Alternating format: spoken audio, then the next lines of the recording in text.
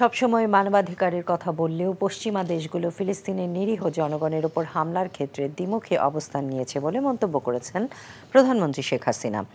গণভবনে প্রধানমন্ত্রীর সাথে ঢাকায় নিযুক্ত ফিলিস্তিনের রাষ্ট্রদূত ইউসুফ রমাদানের সাক্ষাতে একথা বলেন তিনি। এ সময় সরকারের পক্ষ থেকে ফিলিস্তিনের নাগরিকদের জন্য রাষ্ট্রদূতের হাতে ৫ কোটি টাকার অর্থ সহযোগিতার চেক তুলে দেন প্রধানমন্ত্রী। এর আগে গণভবনে রোহিঙ্গা জনগোষ্ঠীদের সহযোগিতায় কাজ করা নিপ্পন ফাউন্ডেশনের চেয়ারম্যান ইয়োহি সাসাকাওয়া প্রধানমন্ত্রীর সাথে সাক্ষাৎ করেন। শেখ হাসিনা বলেন, কক্সবাজারের রোহিঙ্গা ক্যাম্পে নতুন অবকাঠামো নির্মাণ ঠিক হবে না, কারণ ইতোমধ্যেই রোহিঙ্গাদের জন্য বাসস্থান তৈরিতে প্রচুর বৃক্ষ নিধন করতে হয়েছে, যা পরিবেশের ভারসাম্য নষ্ট করেছে।